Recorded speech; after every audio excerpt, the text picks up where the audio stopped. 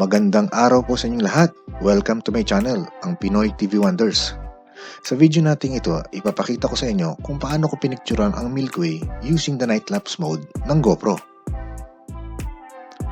For today's video, ang gagamitin ko po ay GoPro Hero 9 Black. I will be sharing all the specific settings I use when creating night lapses and even a single photo.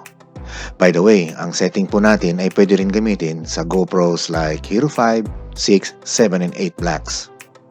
Para sa night lapse, meron tayong 2 scenarios na dapat na i-consider.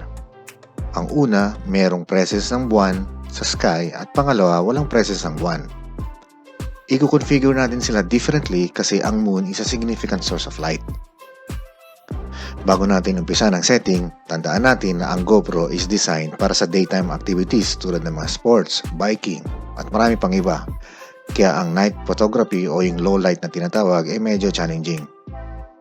And since long exposure ang gagawin nating setting, siguraduhin natin meron tayong dalang tripod para hindi ito magalaw. Now let's start the night lapse setting without the moon. Go to time lapse mode. Select night lapse. Then click lens. At dito meron tatlong choices. Merong wide, linear, and narrow. Pero ang pipiliin ko is wide para makapag-capture tayo ng wider field of view. So, sa lens, wide tayo. Then next is format. We have 2 choices here. Nightlapse photo at saka nightlapse video, but I prefer nightlapse photo so I have flexibility in post-process. Sa interval, we just leave it as auto. Then next is shutter. Ito yung pinaka-importante sa lahat. Dito, isineset natin ang ating camera shutter for a certain period of time na naka-open siya kasi kapag long exposure, we need more lights to come in. And since ang ating scenario ngayon without the presence of moon sa sky, isiset natin ang ating shutter sa 30 seconds. Next is output.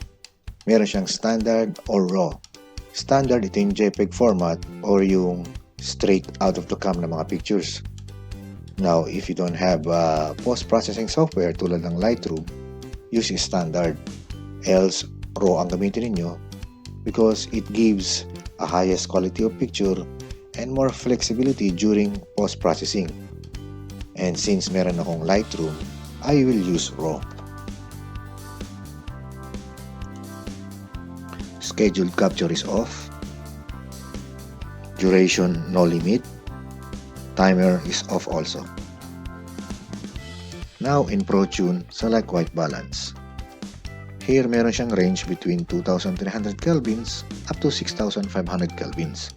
Since we are doing night photography, I prefer between 3200 up to 4000 kelvins lang to make it look cooler at night.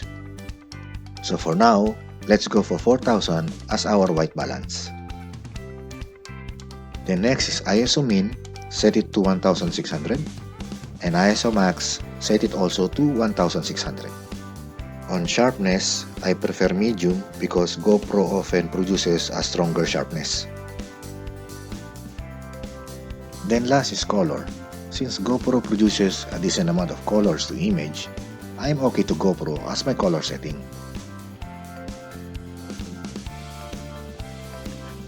Now let's do the night lapse settings, but this time with the presence of the moon. Since the moon is already present in the sky, it is already producing a lot of lights.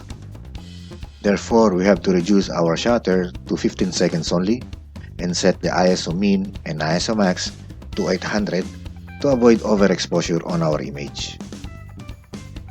And the rest of the settings are just the same as without the presence of the moon. Once we captured all these night-lapse pictures, pwede na natin silang i-edit. And for editing, I recommend using Adobe Lightroom as this will allow us to edit one photo and then apply the settings to all. And now, let me show you the photo mode settings. Okay, let's select photo mode. And then, night photo. Lens is wide. Shutter, we will set it to 30 seconds. Sa output, it's either RAW or standard. Kung wala tayong Lightroom, we will go for standard. Then scheduled capture is off. Timer is off. And then sa ProTune, ang white balance natin is 4000 Kelvin. ISO min will be 1600. And ISO max is 1600 also. Sharpness is medium. And color is GoPro. And there you go mga ka-wonder. Dito na po natatapos ang video natin sa araw na ito. At kung meron tayong natutunan, baka pwede naman pakiclick ang like, share, and subs. Well, once again, maraming salamat sa lahat ng mga nanood at nakinig. And I will see you on my next video.